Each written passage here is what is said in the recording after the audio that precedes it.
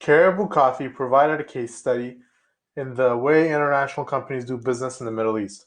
To be successful, companies need to balance global standardization with local responsiveness. Brands like Caribou carry a brand strength that needs to maintain a level of standardization for the sake of the value of the brand.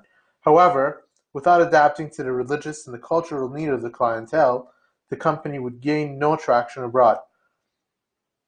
Beginning with our conversation with Darren Miles and John Christensen of Caribou prior to our trip, and continuing with our visits to Caribou and other international establishments, we explored the topic and now look forward to sharing what we've learned.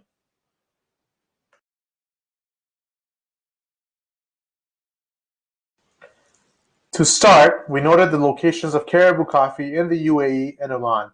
For the most part, we saw Caribou stores in malls and airports, as opposed to the standalone shops we see in the United States.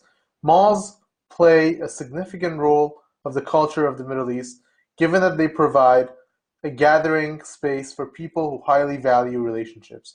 Muslims also refrain from consumption of alcohol, so as opposed to gathering at bars, they often come to malls and enjoy a relaxing coffee with friends. The large number of marks per capita in Dubai specifically reflect the way Dubai has developed as an international tourism destination where people with wealth from across the Middle East come to spend money. Capitalizing on this tourism trend, Caribou has wisely entered the mall and the airport with its location in the Middle East.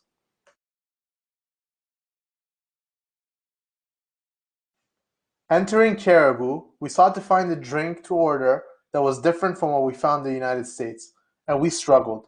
The drink menu is extremely similar, and we ended up ordering lattes with caramel syrup. Caribou made an interesting choice here not to adapt to sell Arabic coffee, which is the commonly consumed beverage in the Middle East. Everywhere we went, from businesses to mosques, we were served Arabic coffee. As an international brand, Caribou clearly decided it was going to stand for the American coffee and not the Arabic coffee. By offering a different option from what Emiratis and Omanis drink every day, they found a white space in the market.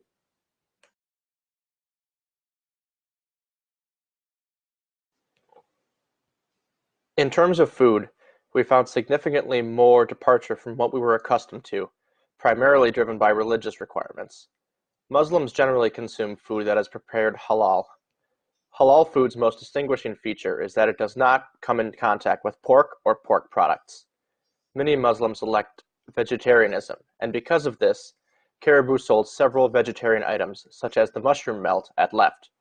The ham and Gruyere roll, served in the US and shown above, would not align with halal principles, and may have alienated several Muslim customers from Caribou had the company not been locally responsive in this way.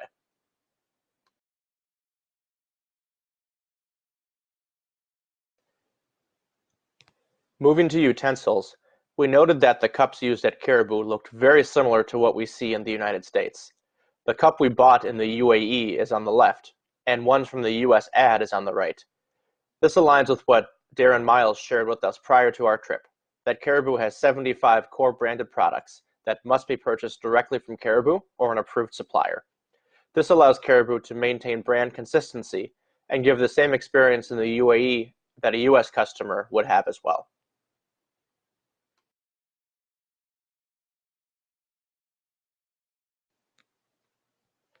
Finally, at Caribou we saw a significant amount of holiday-themed decor. Across the Middle East, and especially in Dubai, we saw a strong emphasis on Christmas, and Caribou certainly participated in this trend. In Abu Dhabi, we saw elaborate holiday decorations that we would expect to see in the United States, including a gingerbread house pictured on the right. From what we heard from Darren, Caribou allows its franchisees a fair amount of leniency to develop decor and marketing that is relevant to their customers, so long as it is approved by headquarters and consistent with the Caribou brand. It was surprising to see a focus on Christmas, but with a high expat population in the UAE, this catered to Caribou's customers in the same way that a focus on non-Arabic coffee did. This finding taught me to disregard preconceived notions and dig deeper to understand the customers that might make up a given market.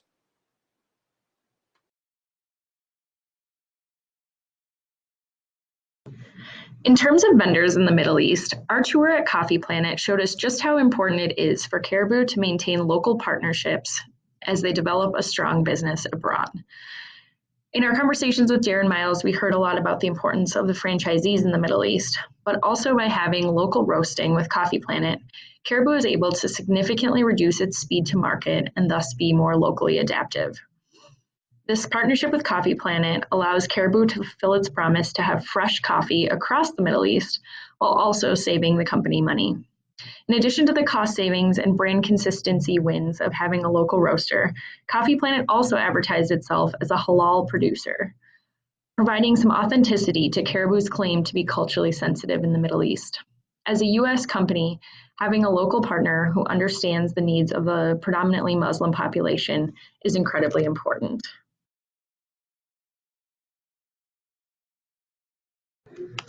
In addition to partnerships, which are clearly important to doing business in the Middle East, it's critical that Caribou and us, as analysts of the situation, understand the competition in the space.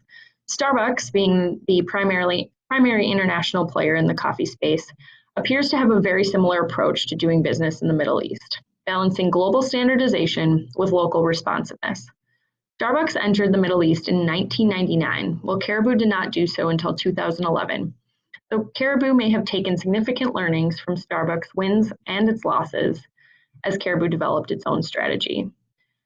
Similar to Caribou, Starbucks had a great amount of consistency in its drink offerings and differentiation in its food offerings, as well as some consistently branded products in utensils and marketing materials.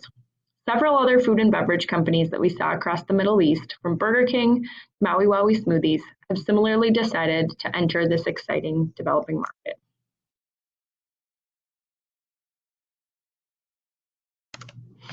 Caribou has provided a strong example of the balance between global consistency and local responsiveness.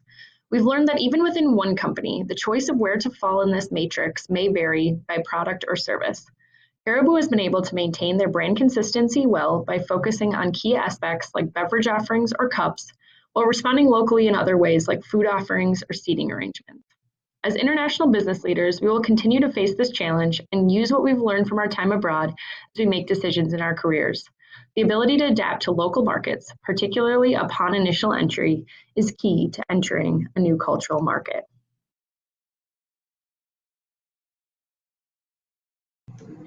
And with that, we'd be remiss if we didn't leave you with the reminder that life is short, so stay awake for it.